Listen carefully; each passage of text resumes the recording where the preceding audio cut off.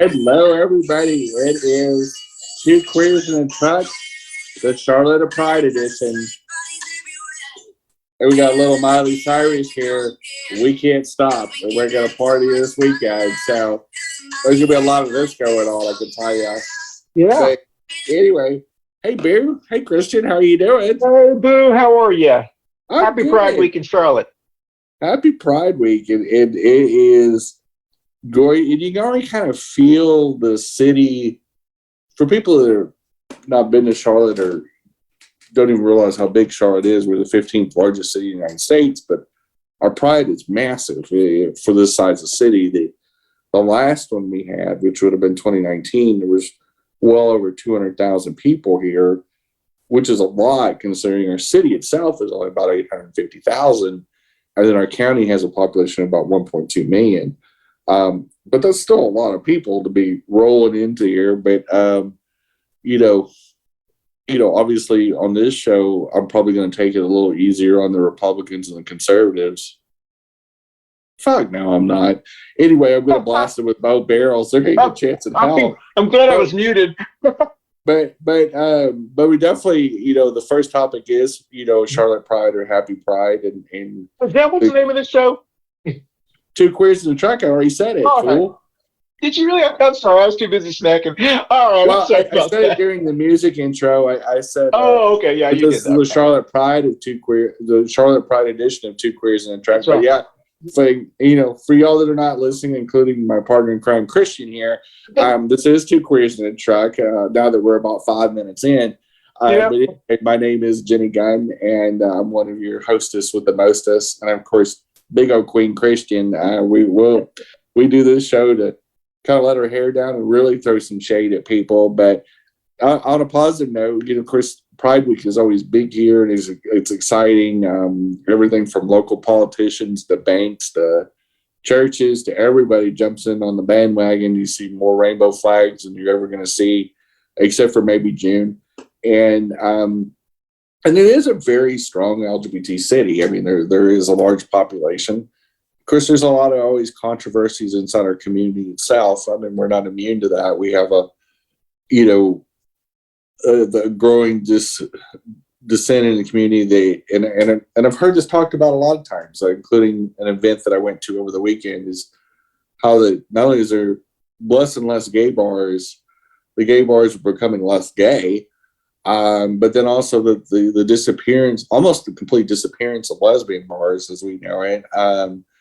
It's as we get integrated in society, and the more acceptance we have, and the more venues we can, for all of our drag performers and LGBT performers in general, and do burlesque and drag and music and all that, there's just such a massive acceptance. When you see something as internationally acclaimed as like the RuPaul Drag Race, it's now hosted in multiple countries. There's like Drag Race UK, and there's the Boulet Brothers that does Dragula, and there's so many competitions, and there's so much. And then there's like shows on HBO Max, like We Are Here, and we have, of course, the rebooted version of the Queer Eye with the newest group, and then you have the original Queer Eye. And so in the last 20 years, we've seen just such a proliferation and integration into society. The downside is the old holdouts, the old school, seedy, underground, old queens, the old bull queers that you just, are like the Cheers, they're the Cheers version. Yeah. In the gay the community. The norms at Cheers. The norms that they've played in. But you do if you ever, if the few old school gay bars that are left where they do day drinking and just hang out and probably still in work clothes half the time, which there was one back in Amarillo, Texas. It's still open, and it's still open today. You had two different nightlifes there. You had the early evening nightlife that they would stay for a while after the drag shows and the craziness starts, especially on the weekends. But you'd get there, that bar would open about 4 or 5 o'clock, and all you see is these mostly guys, few gals, all LGBT, and they're just sitting there hanging, and just like you would see any bar in America where you see the regulars. And you made a Jen, you made a good comparison before the other show, which was exactly correct. It's no different than your neighborhood sports bar, your neighborhood pub, where you have like the guys who kind of hang out there drinking 3, 4, 5 o'clock, and then the people that they get maybe the younger crowd that comes in after work, and the older ones are always like, kind of grouchy. I'm gonna go home. This. So, which I'm probably will turn into. Turn into. I was Anyway, thinking about you when I said old bull queer. I know. That's Except right. I would use queen with you. So I'm gonna be a bull. What did you call it? A bull. Bull queer, like an old, that bull queer. older surly probably has a big old handlebar mustache, I and you can't remember know what the that. type. I And know. Yeah. they look just like their counterparts in the straight bars. Like Exactly. you go on an old The school barflies that you bar, see. Yeah. that dude has been going to that bar for 25 years, and that bar's only been open 25 years. And that he has his stool that he sits on at his specific time, and they come there right because I've bartended and I've done not late time deals, and I've also done day bar where you're the opener and you sweep up and you get it ready to open.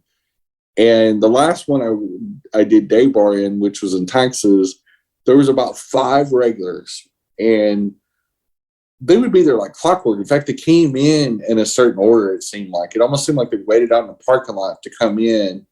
And we had this one regular. His name was Bill. He was always the first one in. He'd be in before, sometimes before we technically weren't really open. And Bill drank the same thing every time. In fact, when he walked in, automatically poured the shot, and he loved Dos Equis. And so I would set that down on his spot, and that was his seat. And boom, and they all sat like there was a cash register right here, and then to my right, facing them, they just kind of lined up in order of, I guess seniority or whatever. But every bar is that way. So if they have any kind of daytime hours, if it's not a club and it's actually they open up at 3 or 4 o'clock, but they are a traditional bar, not a restaurant, you get regulars, and they are usually really good tippers. They're very conversational, and they just like their space. And that's their entertainment. And every community modernizes. So it's one of these things that the LGBT community's changed so much, and with all these queer identities and pansexual and the prevalence of people that are just genderqueer, non-binary, and it's changed so much. And our society in general is just, when you go to drag shows now, half the crowd usually is not even LGBT. And it's not like the old balls that you'd have in like New York City where it was more underground. Do you miss that, Jen? No, I Okay. don't. I think you and I agree on a lot of this. I like the modernization of our community. Yeah. I agree. I think it makes us safer. I think it makes us more in tune with society, and I enjoy it. In fact, on the next topic, we're still going to stay on the LGBT pride topic and talk about marriage equality, but a point that I've seen brought up a lot this summer, I guess kind of in light of abortion, the abortion fight that we got going on right now, is we have a marriage equality. But did it really do anything for us? Did it really change our community? And is it even worth getting married? Did it make us equal or equitable to our counterparts in the straight and cisgendered communities? There's a lot of LGBT people that don't believe in marriage. They think it is a very normie, very rooted in religion and all that. That there's a big argument that marriage equality didn't really help us. It was something that maybe some of the more wealthier people in our community wanted because of wills and inheritance and being able to have access to the estate. A lot of people that maybe survived the HIV pandemic saw the need for it. But the baby Z's and a lot of the younger people in our community are kind of like, it's cool and all, but Do you think, hey Jen, do you think that's just a reflection of that generation, so that they feel the same way about all marriages? I think so. Okay. I think Yeah. so. I think, and also too. I mean, quite frankly, you're seeing a larger and larger polyamorous community that's more out and proud about it, where they have relationships with three or more people, and a lot of people see marriage as an outdated concept, or tie it to religion, which, obviously Christianity is definitely dying in this country. It's definitely smaller. It's a smaller percentage of the population it's ever been.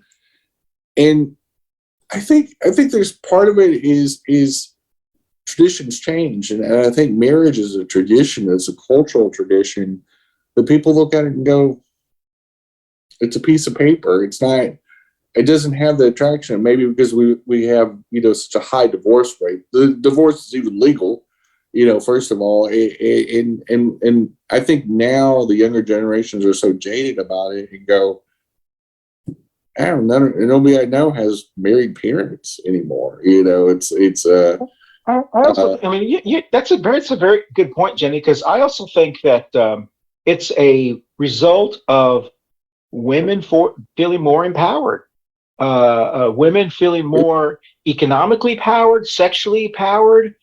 So I don't have to marry if I don't want to. Before they had to marry, maybe they did it for security reasons, or before, so they, because women couldn't even get their own checking account or their own credit cards. And so I think now you find younger women, which I think is wonderful, they won't have a child and they're not going to get married to the person. and There are many people who, yeah, and many of my single cis women friends don't even want kids. They're like, yeah, I don't want kids because kids just slow you down, and they're straight. These aren't even necessarily queer women. These a lot of these women are just going, I just never wanted that, and I think we had that in society before, but I just think our society was so crushing about, fitting these certain norms exactly, yeah. and pressured people, and you see it at such an early I mean, age. I mean, when you and I were growing up, it was not uncommon for our grandparents and our aunts and uncles to always say, "When you get married? When you get married?" That Yeah, was just something they did. So you always felt pressured. Now we don't really tell the kids that because it's like it's not really none of my yeah. business. I mean, So I can just tell you, like my kids and a lot of my friends that have, adult kids, I would never pressure my kids to get married. In fact, I'm glad that two of them aren't even married, and to me, and I'm not against marriage, or anything like that. It's just, I do feel that our society is going through a cultural revolution, whether the older people, the more conservative people in our community, in our cities, really want it or not. I think it's just as valid to never been married and never had kids as it is to get married to the love of your life. I think they're on equal footing, and I don't think it really brings equality per se. It does create options, and so well, I definitely don't think you I should think get it married brings until you're at choice. least. Yeah, I definitely don't think, regardless of, you shouldn't. Me personally, I don't think you should get married till you're at least 30, 40, 50 years old if you're going to get married. Now, if you want to have Right. kids at younger age or whatever, that's fine, whatever. But there's so much maturing you have to do to be with someone in your And 20s and and 30s, and it's I think if we look at the 2020s and look at how much economic uncertainty we've had since 2000, since George W. Bush on, and just in his 8 years, he had two economic bubbles and the Great Recession, just the nightmare that we went through with Trump, and just the mishandling of so many different things, and just pandering to the wealthiest Americans, and between the student loan crisis and just so many things, and the attack of the middle class and the working classes. It just, there's so much to handle there. If I was 20 years old right now, I would think about starting a family. It wouldn't even be on my radar. I'm not even sure if I was 35 now, I would even think about it, because it's just so many of my younger friends that talk about it just go, whether they're gay or straight, I just look at it and go, good God, I could barely afford to exist myself. And so it's some of it, I think, is just the people that want all these traditions are going, well, you've created a situation where people don't want the traditions. The traditions are expensive. Just weddings alone can be ridiculous. Kids and everything else. The old traditions of the old are going away just because of common sense and economic realities. And so we're going to take our first break here, and we will come right back. Hey, everybody, you can catch us on your favorite audio podcast platform, Spotify, and all Apple Store, the Google machine, and whoever else does podcasts. We're on there. We broke in, and we're staying. So enjoy the Two Queers in the Truck on your favorite audio podcast platform. Thanks for listening or watching. Bye-bye. Happy time. We are back, and we're going to go to our topic 3. It's going by pretty fast, actually. But the next one is no qualifications, no experience, you're hired. Governor Dick Suckus of Florida is approved this crazy idea, because they're having a teacher shortage of Florida, that if you're a veteran, you don't have to have a college degree, you don't have to have any teacher training, they'll hire you and put you in a classroom. And with the promise that you'll be on track to achieve certification and education that would qualify you to teach legally, but you get 5 years to do it.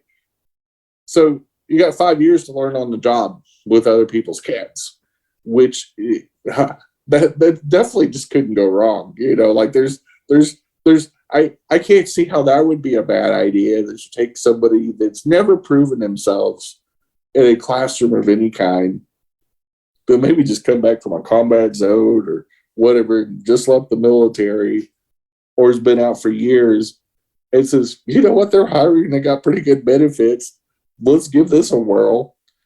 And I'm sure they're going to get tons of qualified people, and with no understanding of school rules, no understanding of state law, no understanding of curriculums and how to build a curriculum and how to go by all the rules that Florida sets.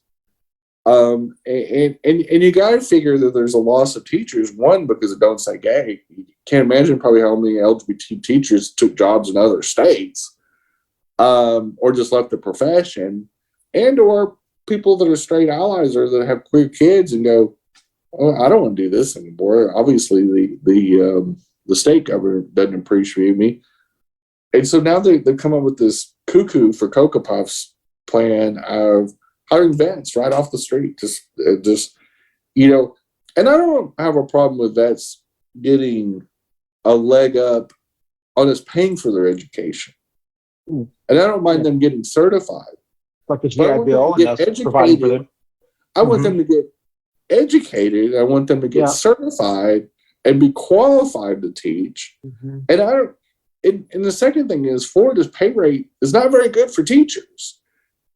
I got an idea, and the Democrats have been saying this for years, including in Texas as well. In fact, it's one of the platforms that Beto is running on. I don't know, pay teachers like you would do with any profession. Is that Governor Dick Suckus was sitting there going, well, our qualifications are too high, and all these pesky union certifications, and bashing the union and bashing the education system.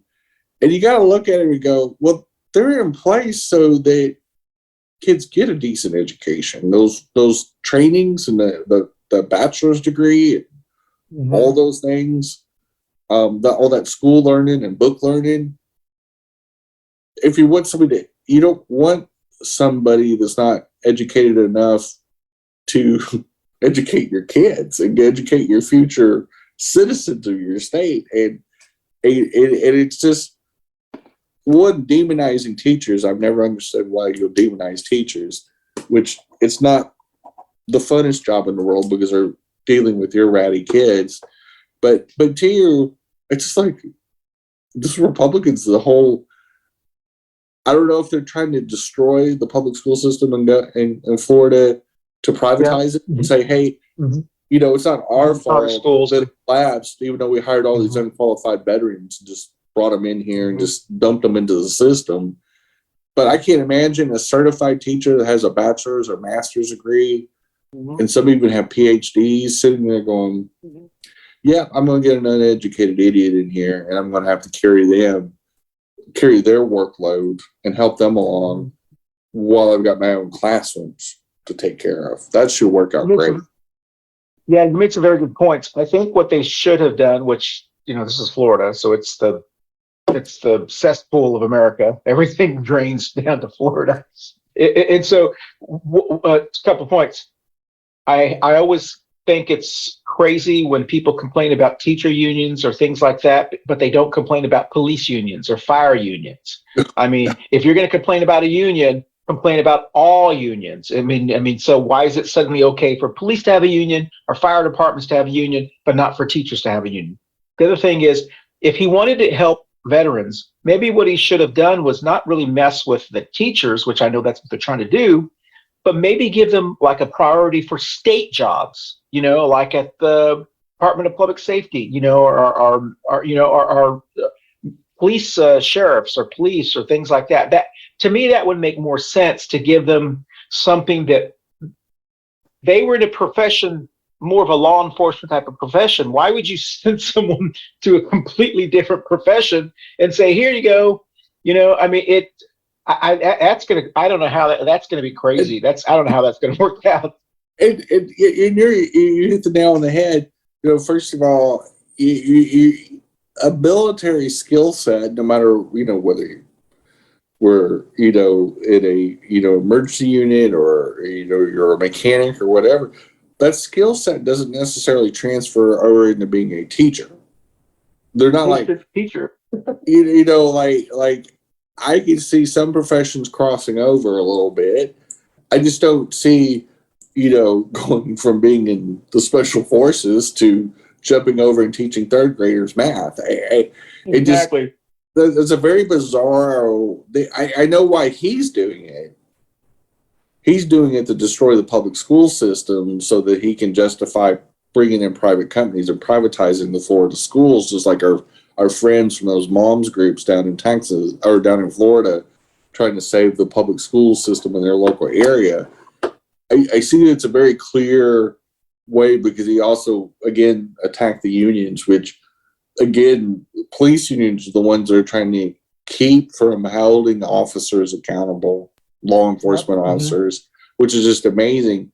Whereas teachers unions keep teachers accountable. They keep them educated. They encourage, enforce continued education and standards. Unlike law enforcement officers in most states, barely have 6 weeks worth of training.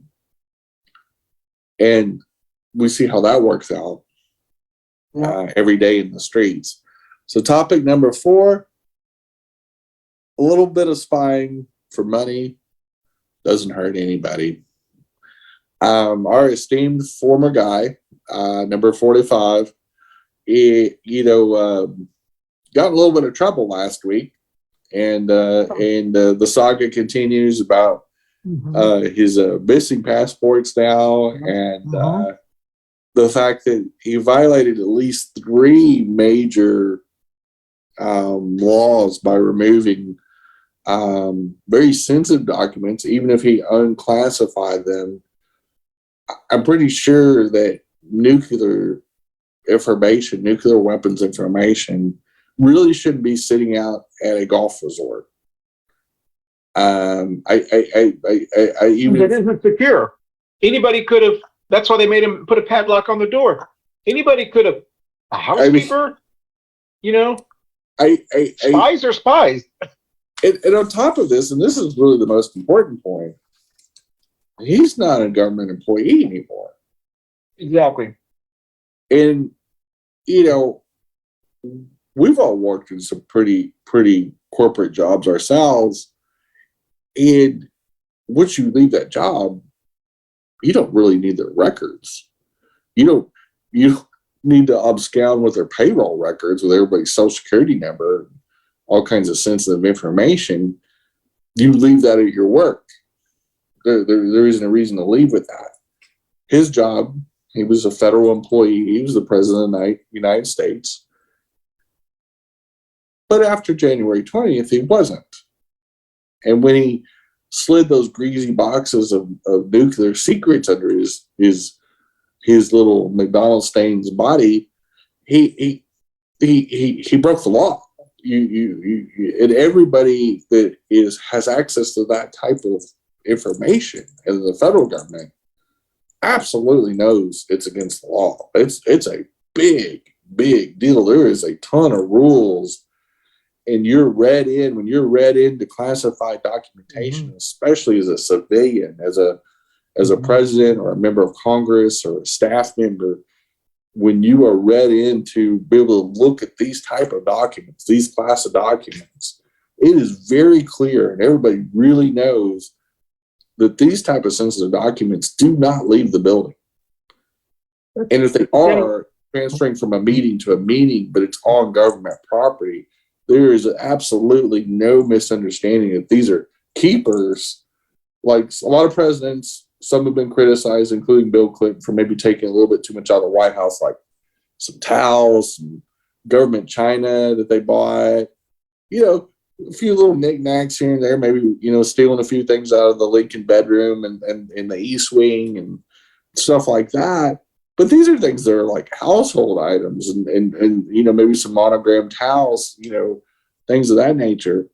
Nuclear secrets and information on nuclear weapons isn't one of them. Okay, that's not part of the furniture, the decor, or a memento, or sneaking down to the gift shop and swiping a couple little bobblehead dolls of yourself and of the son that you do like, and probably not so much Eric, but Eric Trump, like the bobblehead, it can stay there. It's not going to really sell. But anyway, but nuclear secrets do not fall on that. You don't accidentally do them. Nobody took them down to Mar-a-Lago. And I do find it interesting that last year, his son-in-law got paid $2 billion by the Saudis, the Saudi government. And in 2019, there was a story in an investigation that was beginning on the Saudis' access to sensitive nuclear documents. This has been going on a while. This has been, between the Russians and the Saudi government of having access to things they didn't need to have access under this guy. And now all of a sudden, the FBI is coming into his home saying, well, we need those last 11 boxes of really sensitive government stuff. Those aren't yours, boo-boo. That's there's a lot of things that you and I and many people don't like about Trump. Besides, he's just crazy.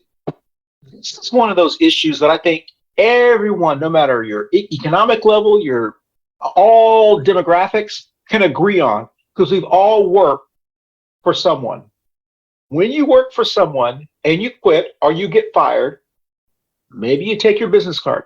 Maybe you have to return your uniform, your badge. You can't take the milkshake machine. You can't take, if you're in sales like you can't take the computer hard drive that has all of your clients and right. Stuff like that.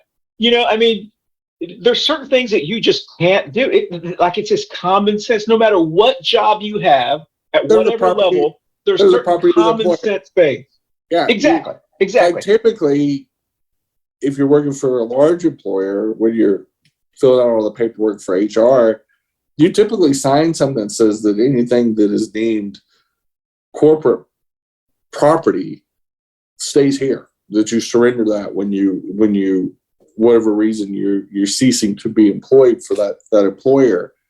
Being a president is still a job. He had a hire-on date when he got sworn in on a certain date in 2017, and he had a departure date when the new guy came in and replaced him.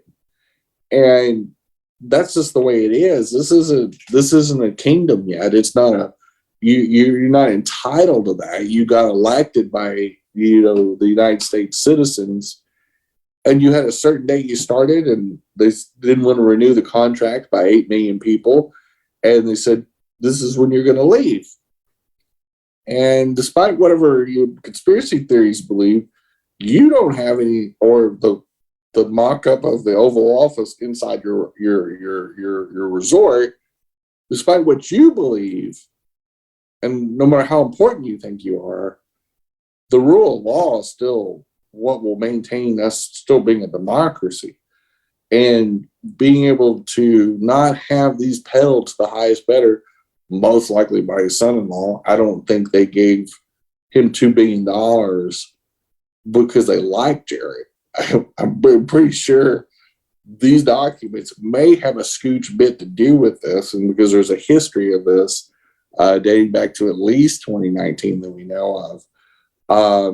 And another really important point, FBI does not usually raid government officials of this kind of rank or anybody that has any kind of power unless they've already built the case.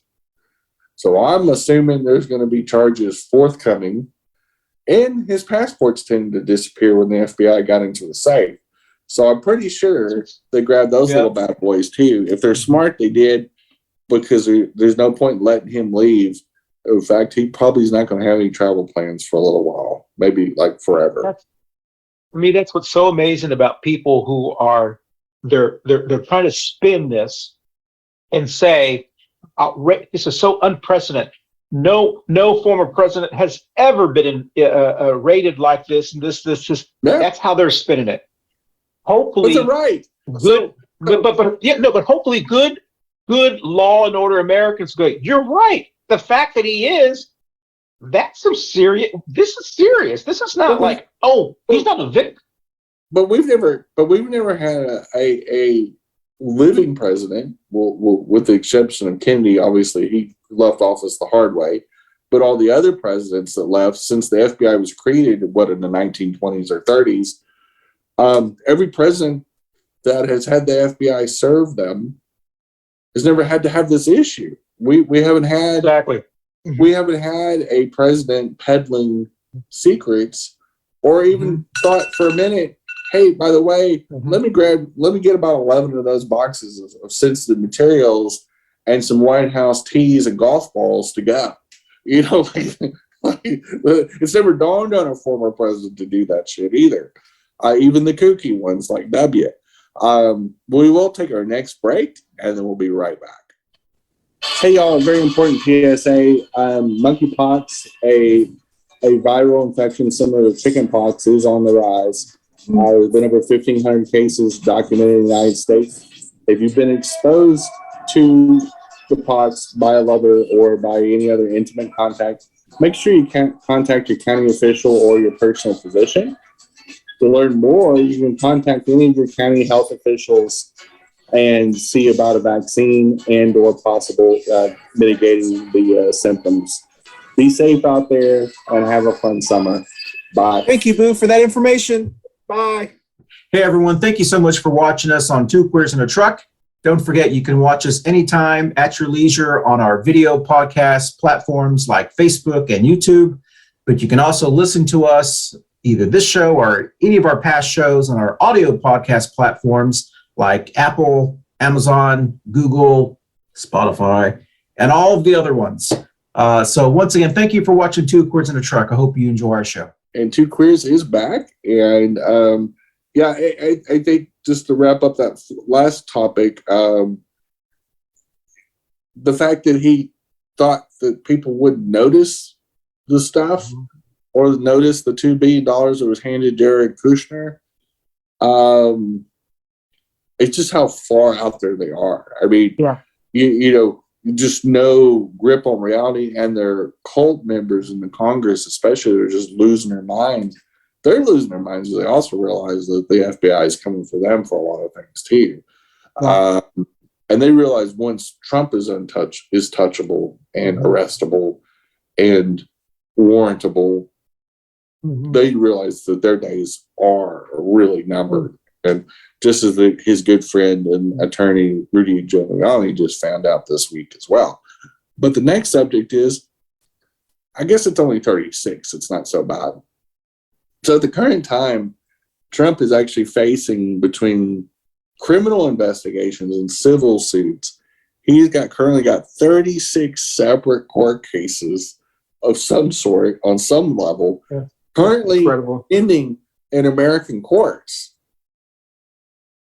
It's never had a president, honestly, probably never had somebody in Congress that literally has this much going on, and not in a good way. We're not talking about book deals or anything else, but Forbes actually did a rundown or a breakdown of the 36 concurrent court deals. He has a New York AG investigation on property valuations, a Trump sues to stop the New York AG, and they're countersuing right now. Trump sues New York City for voiding a contract on a golf course.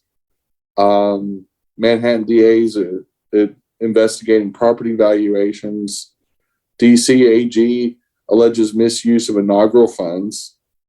Class action alleges ACN was a pyramid scheme, which was one of Trump's little scams going on a multi-level marketing company that I guess he owned. House committee seeks tax returns. So there's a tax, maybe a possible tax fraud thing going on. And then the Ways and Means Committee of the House of Representatives that is currently investigating him. Protesters claim security assaulted them.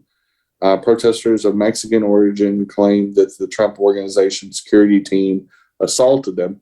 That's such a surprise that we've never heard Trump being involved with any kind of racist thing. We know how he loves the Latinx community. The Westchester County, Pennsylvania investigates a property valuation thing again. Kind of a deal. House Oversight Committee investigates conflicts of interest. Never heard Trump being involved with that kind of thing before. And it goes on and on and on. It's a great read. I mean, and they've broken it down between kind of segments. And then, of course, all the January 6th things, that there's different angles on that. And then, of course, obviously the latest and greatest, which is the possible espionage and other records mishandling and very significant charges. In fact, breaking the Espionage Act alone, considering the level of sensitivity, could do life imprisonment, or it is punishable by death. It is a capital crime. And we've had people in the last 100 years, American citizens, that have broke the Espionage Act and been sentenced to death and executed by the American government. So we're not talking about breaking into the Watergate building or senile old Reagan, selling some arms to the Contras and trading drugs and a whole bunch of other kooky stuff, which is pretty bad. But we're talking about mishandling, or whatever you want to call it, nuclear information. But I mean, any of that, half of that is criminal and half of it's civil. But you just look at this pirate ship that is the Trump crime organization and Trump crime family. You just realize, God, where is there not? How you just look at all that and go, I mean, that's probably one of the reasons why he just looks like crap nowadays. I'm like, don't you think, Jenny, that the people that still are defending him to the death, of course, they're in their own delusional, things. It continues to be.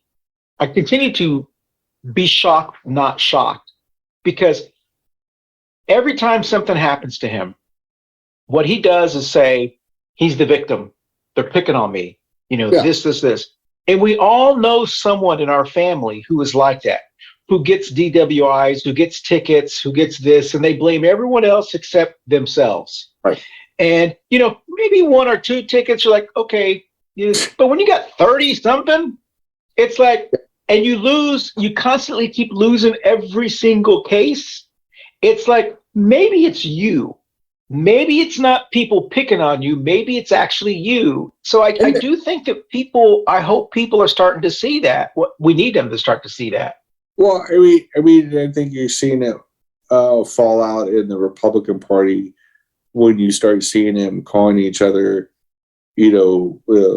disloyal And rhinos and rhinos and Tinos and minnows and all kinds of O's and N's. I like the minnow one.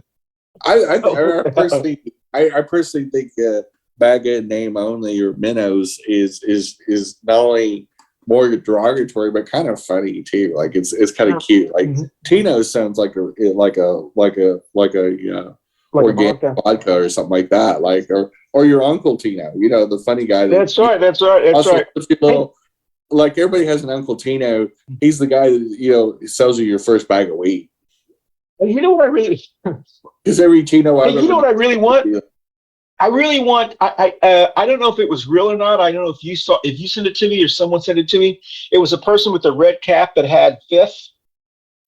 Because he pled the fifth so much. Oh yeah, it's like a MAGA hat, except it doesn't have MAGA. It has fifth. I wonder if we could buy one. I don't know. I guess we could make them. Speaking of fifth, that would be funny. He probably needs a fifth of vodka right now, considering his little law problems.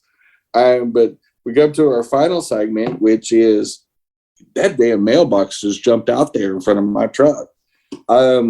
Jason Beaubert, our friend Lauren's husband, got into a little bit of issue in the neighborhood. And of course, they are the epitome of, Colorado class. The neighbors have been calling 911 a lot lately, but I guess sometime fairly recently, the Beaubert's husband, Jason, decided to get all revved up on alcohol and started taking out mailboxes in the neighborhood with his truck.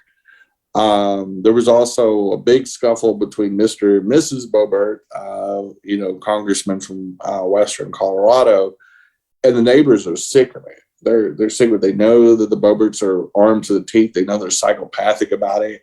We've all seen the Christmas cards where they've got all their kids and everybody holding friggin' guns, and not like little toy guns, but these crazy assault rifles. But the neighbors have just gone nuts, and it's become a political liability as well because her opponent he's basically all he's saying is I'm the adult in the room. If you want to return sanity and some sort of sense of decency back to our district, just elect Jen, do you think I'll make do it you go think there are away. enough?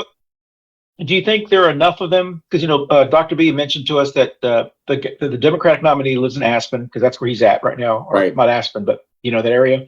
Do you think there are enough of them that are sick of her that they're willing to cross over and vote for the Democrat? Well, obviously, that's a very conservative part of Colorado. It's known to be a fairly strong Republican stronghold, kind of like MTG's district. That's literally like a plus 20 or plus 30 Republican stronghold. It's overwhelming, but crazier things have happened. And exactly. When you start seeing these 9/11 call recordings that now they're playing on Twitter, they're playing the 9/11 calls of different neighbors calling in and going, it's the Beauberts again. You need to send the sheriff. You need to send the SWAT team. It's getting out of hand. Jason's doing donuts in people's yards and smashing their mailboxes and screaming obscenities and threatening their kids. It's going to get to the point, if they don't do something, for one, is somebody's probably going to get killed or shot. Hopefully it's just the adult Beauberts, but it's getting to the point where people are saying this is getting out of hand. She's getting power hungry. She's getting nutso, and you're seeing the real version of them. You're seeing the wacko side of them. Yeah, it seems like a very similar situation, like Sarah Palin. Sarah Palin got to a point, her and her family and her ex-husband, they divorced. And the kid that married the daughter that married the guy, whatever, they got so dysfunctional that the Republicans in Alaska just got tired of her. And I do think that, yes, maybe Beaubert and NTG and maybe Matt Gaetz, part of the trash squad, maybe they'll win this next one. But they're being chipped away, and eventually what happens is their own party starts to say, "Listen, this is they're too much. They're too chaotic for us. We want crazy, but maybe not that crazy." One of the big concerns for the Republican Party leadership, and they've said it out loud some and a lot behind closed doors, is that a lot of their larger donors are now forming PACs that are anti-Republican PACs and or reform PACs that are giving it money to candidates in primaries to push them out. We just saw this with Madison Cawthorn, where a sitting congressman got primaried and got pushed out. Is that some of your more moderate, common sense Republicans are just going, I don't want to spend millions of dollars to keep putting people like this in. This isn't sustainable. And just like I said in 2019, when you have this extremism in any political party, Democrats, Republicans, this sort of thing, and you get the wackiest and cruelest human beings, which can happen in religion and politics, you got to start some policing. We're seeing this with the Southern Baptist Church, and the FBI is now investigating. They're in the SBC's in some significant trouble, and I mean significant. Like, could lose their nonprofit status, could get shut down. Literally, like this could be the beginning and end for the SBC. The Republican Party is close to the point where, do you consider them a political party anymore, or do you start viewing them as a terrorist group, a terrorist cell? We are seeing the attack on the Capitol. We are seeing nuclear secrets being sold. We are seeing, representatives raping children. We're seeing them wrecking their neighborhoods. We're seeing destruction to the point where you're going, hey, Republicans, you may want to police your own, or we'll do it for you. And you know what, Jen? You're exactly right, and you've been saying this since I've known you. The problem that I see, and I hope it's going on, the only person that I see on the Democratic side, like saying this or calling them out, is Beto, is basically saying, listen, we're the party of, common sense, the adults, so to speak. Yeah, exactly. Adults in there. Right. But our national party is not using this to our advantage and saying, hey, if you believe in rule of law, why aren't you supporting the FBI? I hope they would start. I don't completely agree with that, because I think you see the Democrats in the House that rallied a bipartisan support for the January 6th committee, and got key people like Kissinger and Cheney on board with it. You see Governor Newsom just literally just very intelligently, running national ads, running ads and targeted ads in Florida, running ads on True Social, on Trump's little networking thing.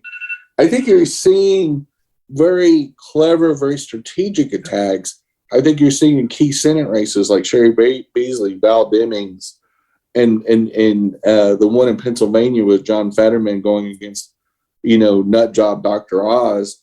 And I think you're seeing they're fighting battles and not doing blanket stuff. They're doing the stuff because each race is different. Yeah, I get it. That makes sense.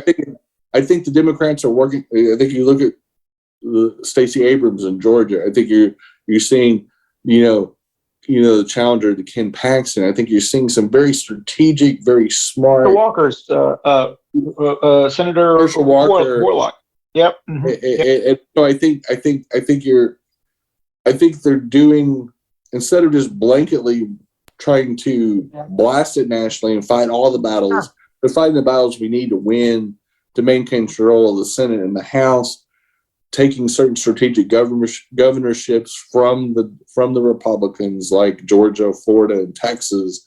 I think they know they can't win all the battles, but let's win the ones that will keep the ship going in the right direction and be able to, push Biden's agenda through in 2023 and 2024, on track.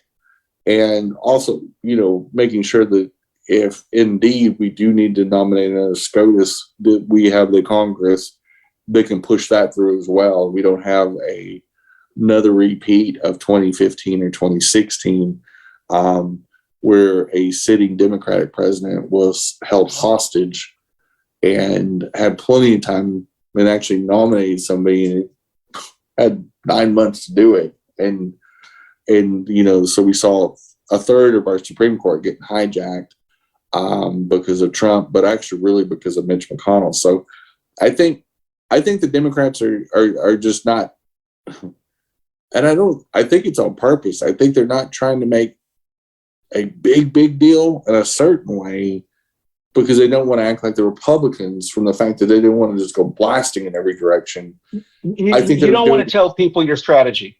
Well, and and the Democrats it needs to be more surgical airstrikes, because the Republicans are dumb enough to go after abortion.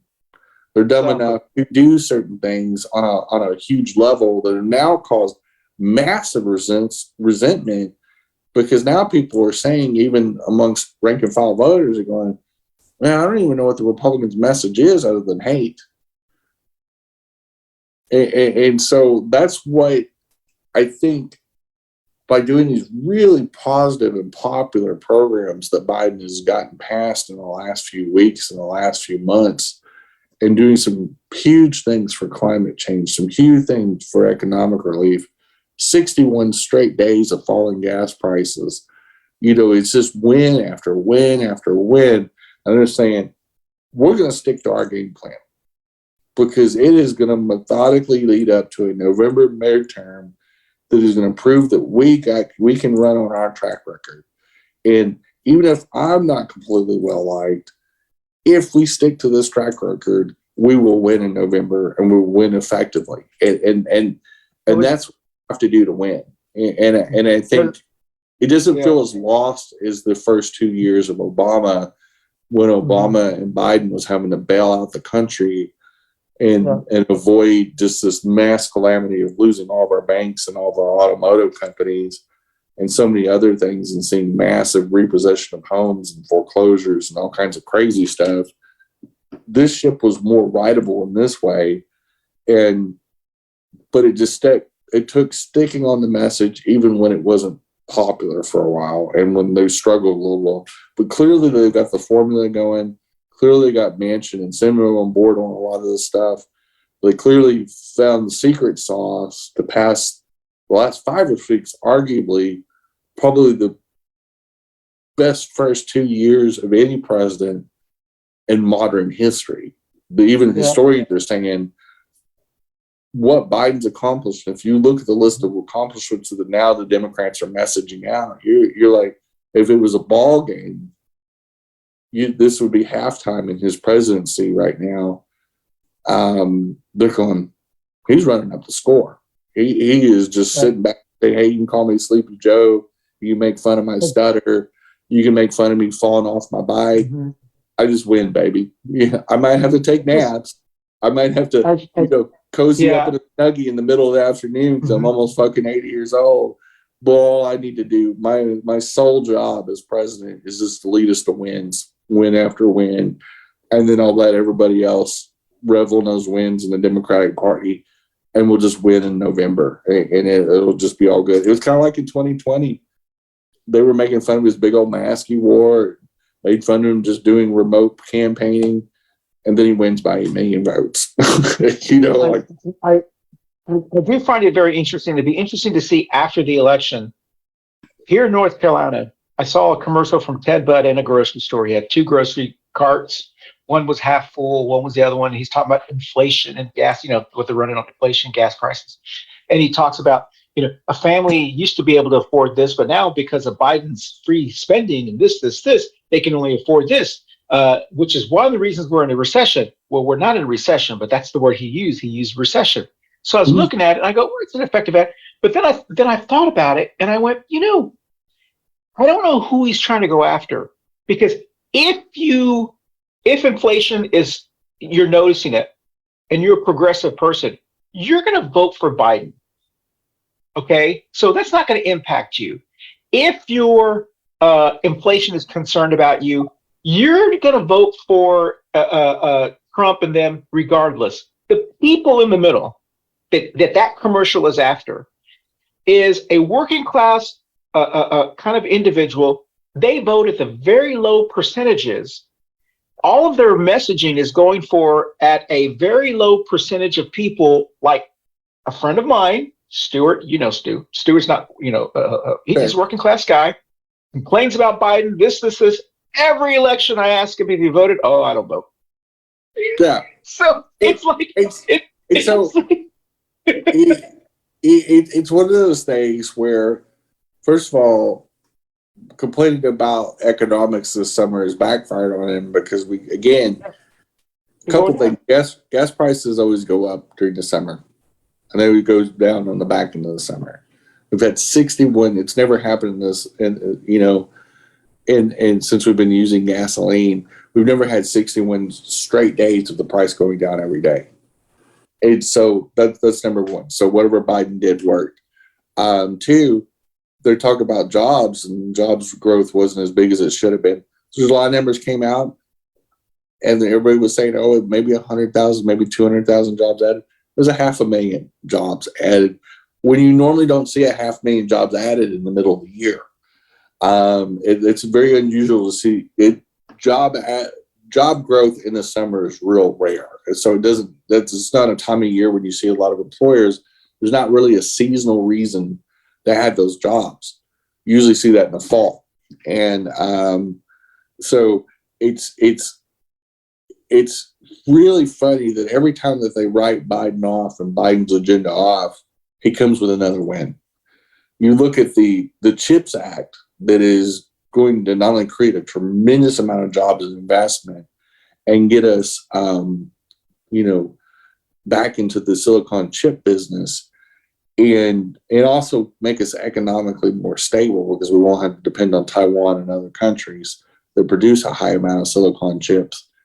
We saw that pass, and then immediately that same week, other companies pledged their own money to invest hundreds of billions of dollars back into the United States, including announcing new plants in different states, including out of Ohio, which is a battleground state for a Senate race, which is only going to help a Democrat running there. And, so you're seeing this, that Biden is silently being the leader that we needed. And whether you like him or not, I didn't vote for him in the primary in 2020, but I voted for him in the fall. He's not a dick. Yeah, because he's not an asshole. At least Exactly. I'd rather have a Call president him whatever you want. that falls off his bicycle than some fucking crazy riot-leading insurrectionist wacko selling nuclear secrets. Exactly. Yeah. At the raw minimum, but now we're finally seeing the best president we've had in 100 years.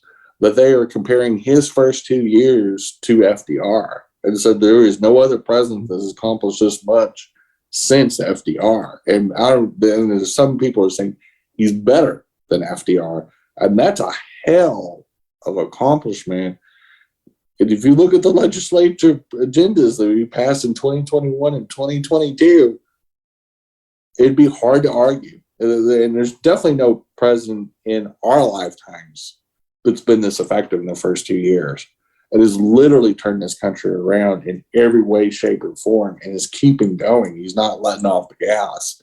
So yes, he's welcome to take all the naps he wants, and just happy pride to Biden. Just keep him going, prop him up, get him some vitamins and Viagra. Let's go, And but anyway, we are way over time, and we appreciate y'all listening and tuning in every week to Two Queers in a Truck at all of our wackiness. And if you're a Republican and for some reason you watch this show, just bleach your ears and your eyes. And if you're a Democrat, take notes and learn how to run for office. But we do appreciate our audience, and we appreciate you tuning in every week. A happy Pride, Dave. Happy Pride, Bye, y'all. Hey, y'all, thanks for watching and tuning in every week. And happy Charlotte Pride to everybody in the greater Charlotte area. Even where you're at. Who cares? Right, it's the summer, and we can't stop. See you, babe. Boo. Happy Pride, Charlotte. Hello, everybody. We got two Queers and Trucks and another episode in the can. We appreciate y'all watching and tuning in every week. Hope that you tune in to our podcast, both with Coffee and Pandosi and two Queers and a Truck. We talked about all kinds of things this week, from white supremacy to Joe Biden calling somebody a son of a bitch to a whole bunch more. Thanks for tuning in, and y'all be safe. Bye, boo boo.